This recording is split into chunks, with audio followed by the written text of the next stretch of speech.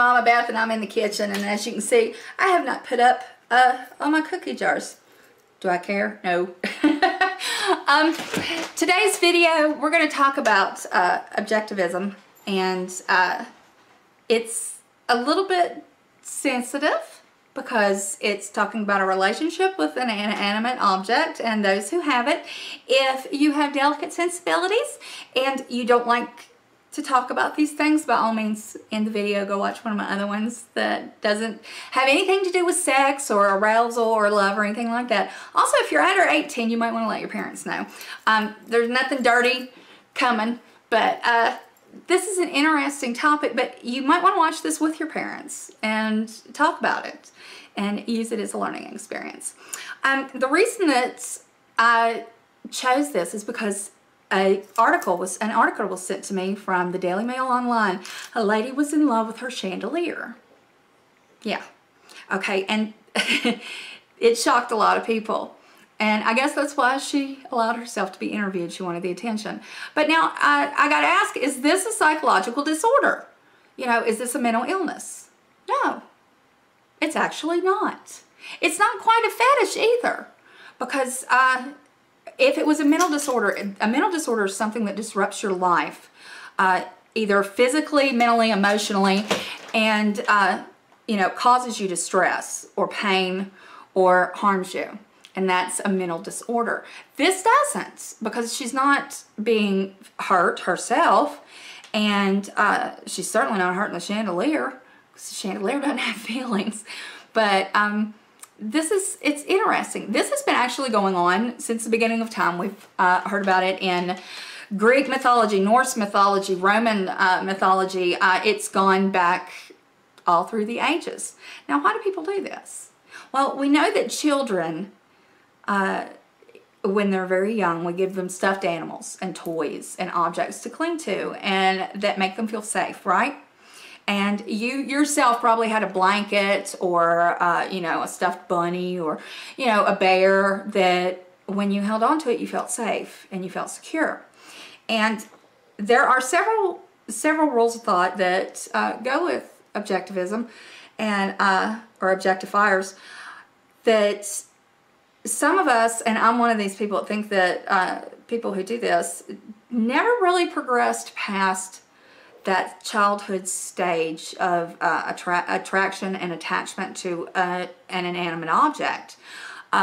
You'll see kids, they'll talk to their dolls, they'll talk to their bears, but normally they grow out of that and they understand that the bears and the dolls aren't talking back to them. They're not, these inanimate objects don't have real feelings. They don't have, normally, unless one is signed like a Barbie doll and a Ken doll, they don't have genders. They don't reciprocate emotion. But people who fall in love with inanimate objects, they ascribe genders to them, feelings. They believe that they are equal partners in a relationship. Some are straight relationships, some are gay. We're going to get into that. But Erica LaBrie is probably one of the most famous objectophiles, and she married the Eiffel Tower, and she actually changed, this was in 2004, and if you didn't hear about it, well, it didn't, I don't think, I didn't hear it worldwide news, but I know about it because, well, I study psychology and I'm in this field. But anyway, she legally changed her name to Erica Eiffel. Erica Le Tour Eiffel, if you say it correctly in French. But she visits her soulmate, that's what she calls the Eiffel Tower, as often as she can afford to, and she claims the relationship is as real as that between any two consenting adults. Now, prior to her relationship with the Eiffel Tower, let's see, she's a two-time champion in world archery. She's an archer. Her bow that she used was her former lover. She was in a relationship with it, and she called it Lance. So the Eiffel Tower wasn't her first object that she fell in love with. So she enjoys this. Now, is it a mental disorder? No, because she's not hurting herself, she's not hurting anybody else. Is it different? Yes. But you know what? We all are. We're all different. We're all little snowflakes. We're all special little snowflakes, as you hear all the time. But yeah, we're all different. And there's nothing wrong with her doing this as long as she doesn't hurt anyone or herself. Let's see. Asia Rita Berliner Mauer. Mauer means wall in German. Married the Berlin Wall over 30 years ago. There's another objectifier. And when the wall came down, oh my gosh, heartbroken. And they've been using objectum sexuality to describe her love to the Berlin Wall. But there's also someone who felt like they were in a relationship with the Twin Towers, and on 9/11, they literally went into mourning as if they had lost, you know, a human partner, because to them they have all the same emotions and they receive the same amount of love from whatever it is that they are in love with. So when the towers fell, that person, let's see, there are more. Edward Smith is a 57-year-old man from Washington State. He's admitted to having sex with over 1,000 cars.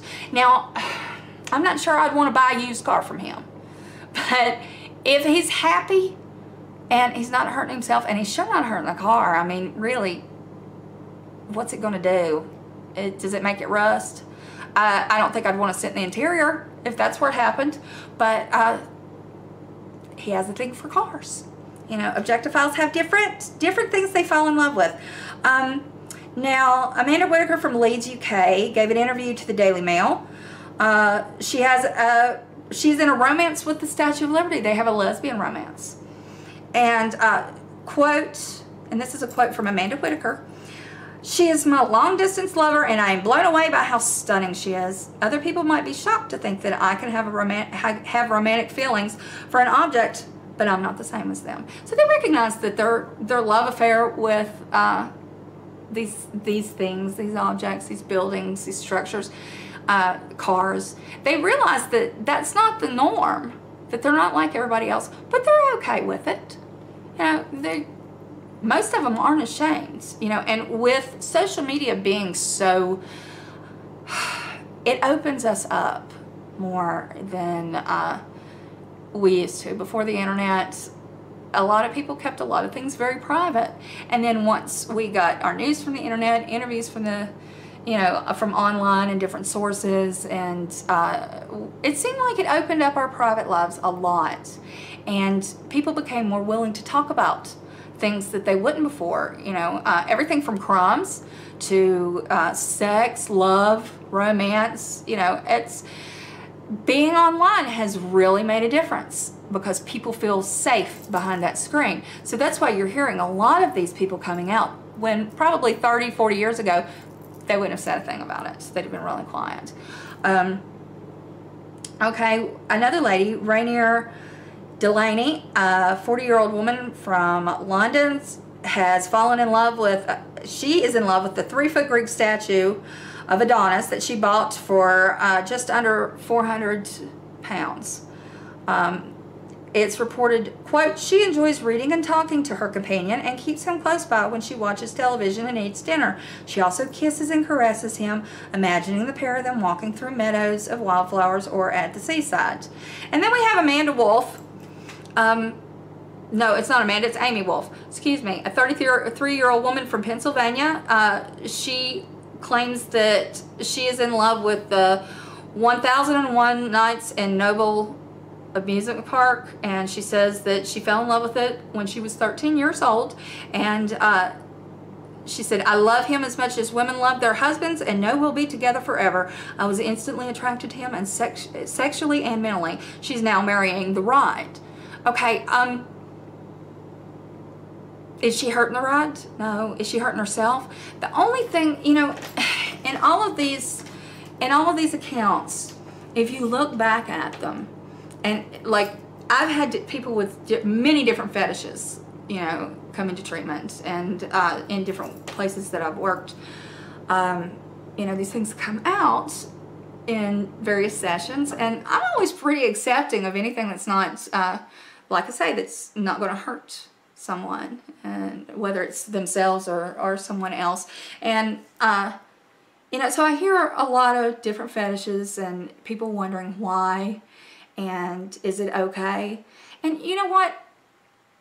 If you're in a relationship with a ride or the Eiffel Tower, the only way I can really see you getting hurt is by being embarrassed. If someone makes fun of you, if you let people know and you become an object of ridicule, that's hurting you. So I say some things are better left out of the news. And if you have a question about, you know, your sexual attractions or anything, and you're not sure what's okay and if it's normal, or, you know, and there really is, normal is a setting on a washing machine, you know. That's an old saying, but Whoopi Goldberg said it on national TV, so she gets credit for it. But there are shades. There is abnormal, and then there's, you know, on the other side, like way out, and then what's in the middle is what's acceptable. And there's all these shades of gray, and we fit in there somewhere, unless we're really sick, unless we have a real mental illness. Now, ridicule is one way that this could hurt someone. Another is that the people who are in relationships with inanimate objects, they may be not living their fullest life. They may think they are, but are they missing out on true love and a sexual relationship and a real romantic relationship that's reciprocal? Yeah, because it all comes from them and it's all in their mind. You know, everything that, say, that Greek statue of Adonis says or thinks or feels, the woman attributes to it. She makes that up. She thinks it and says, you think this and you think that. You know, there's an amount of control in that.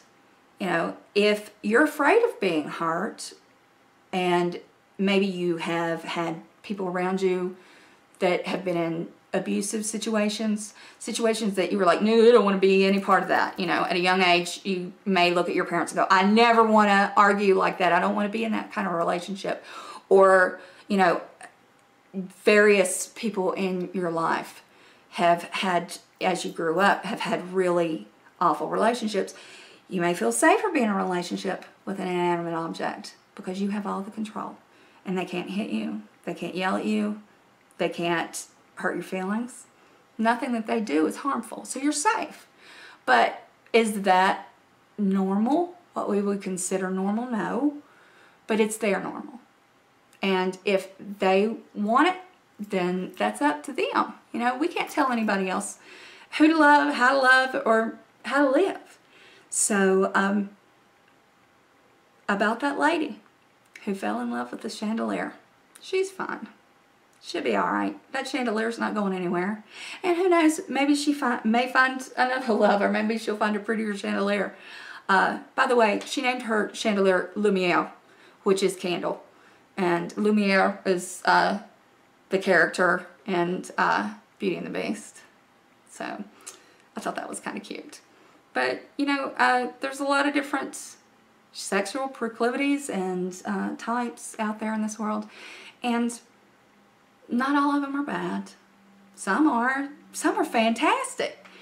If you try it once and you like it, do it again. If you don't like it, don't do it again. And as always, whenever I'm talking about any kind of sex conversation with anybody, condoms, condoms, condoms, dental dam, dental dam, dental dam. And if you don't know what a dental dam is, then you need to look it up. But be safe. Take care of yourself. Love yourself. I love you. You love you. And I'll see you soon. Bye.